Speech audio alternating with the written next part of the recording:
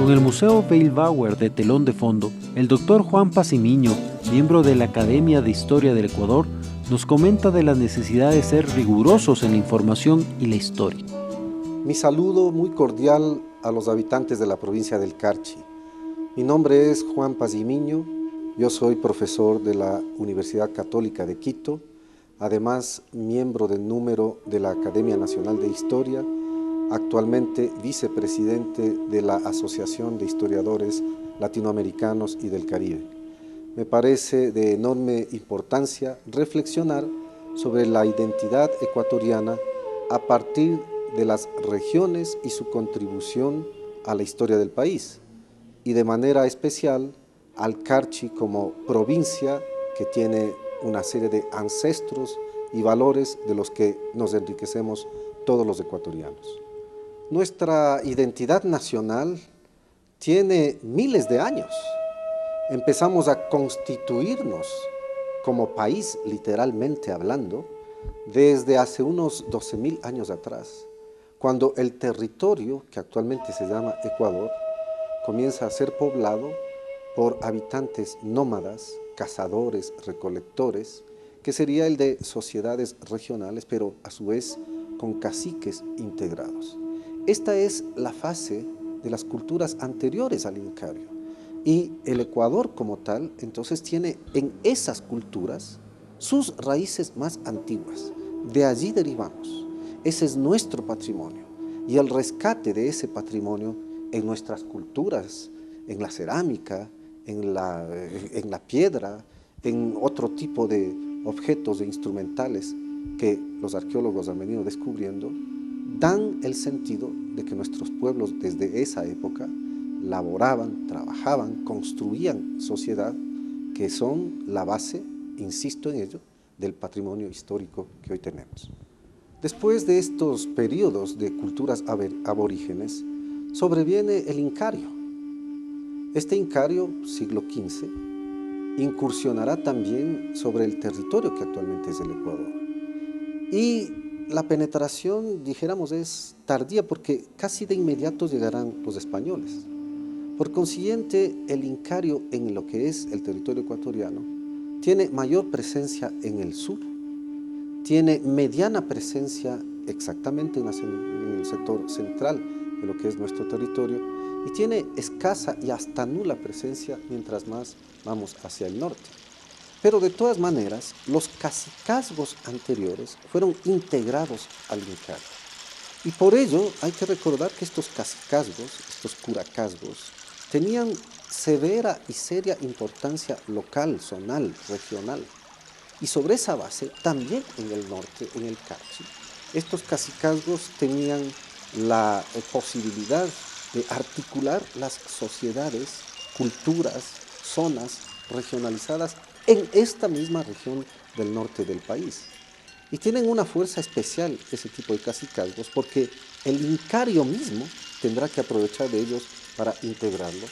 Y durante la época colonial, esos cacicazgos antiguos servirán de base también para articular las primeras dominaciones.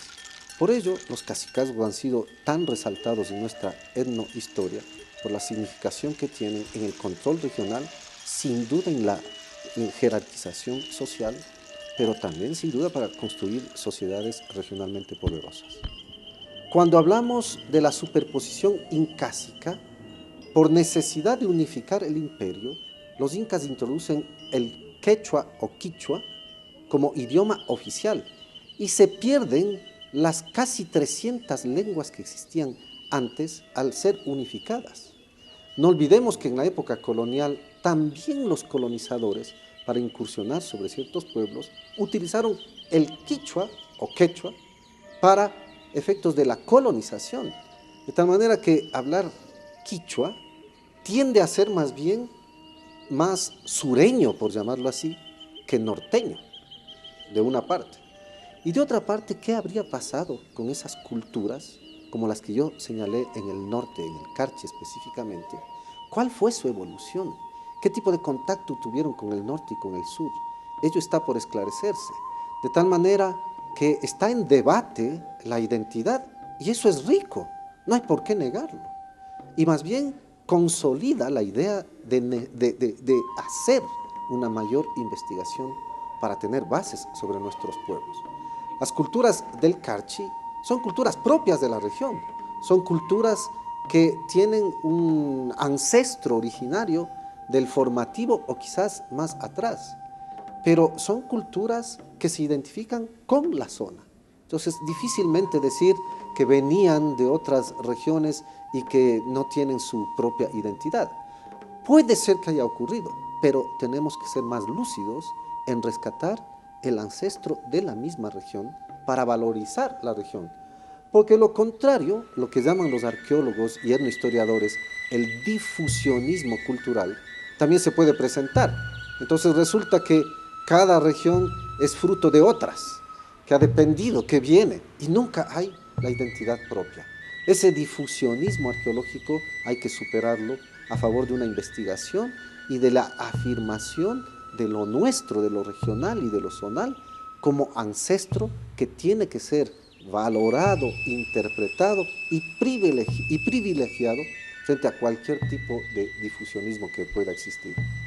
Se habla de la historia del reino de Quito del padre Juan de Velasco, escrita en el siglo XVIII.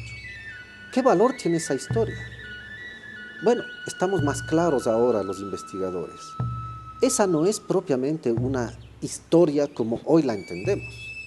Es más bien una crónica que recogió leyendas, tradiciones, recogió ese tipo de identidad ideal que tenían los pueblos antes de la conquista española y antes de la conquista incásica.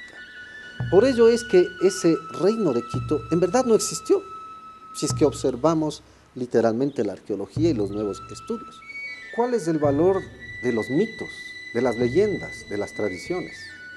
Sin duda forman parte de nuestro patrimonio, pero también hay que ir más lejos que ello, porque tenemos que basarnos en las realidades empíricas, demostrables. Una leyenda puede ser una reconstrucción que en mucho hace ficción de ciertas realidades que existen, pero finalmente siguen siendo leyenda. Un mito, más todavía, va a abstraerse y va a ir más lejos que la realidad. Por ello, la necesidad de basarnos mejor en los datos históricos concretos. En el caso del Ecuador, no tenemos escritura antes de la época colonial y por consiguiente hemos tenido que basarnos también en los mitos, las leyendas, las tradiciones. Pero ya la historia ha avanzado de tal manera que hoy tenemos mucha más seguridad como para identificar y saber de los pueblos anteriores al Incario, del Incario y de cómo se organizaban.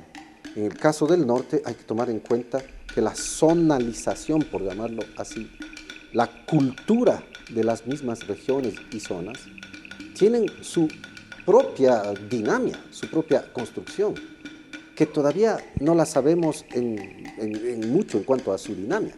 Habrá que seguir investigando. Pero yo insistiré mucho en la idea de que hay que tomar con pinzas, con mucho cuidado, las leyendas, los mitos y las tradiciones que forman parte del acervo cultural, pero que merecen siempre tenerse con ese cuidado para no cambiar o tergiversar la historia o suplantarla. Hay discusiones acerca de cuál es la superposición, las influencias de las culturas, qué es el folclore. Debemos o no conservarlo, cierto tipo de festividades, cierto tipo de actividades de identidad local o regional. Pero a veces el tema se vuelve más complejo. Cuando hablamos, por ejemplo, del uso del sombrero, los españoles obligaron a algunas comunidades indígenas a usar el tipo de sombrero que usaba en España. Y sin embargo, a veces nuestras comunidades dicen, esa es nuestra identidad en cuanto a la vestimenta. He ahí el cuidado.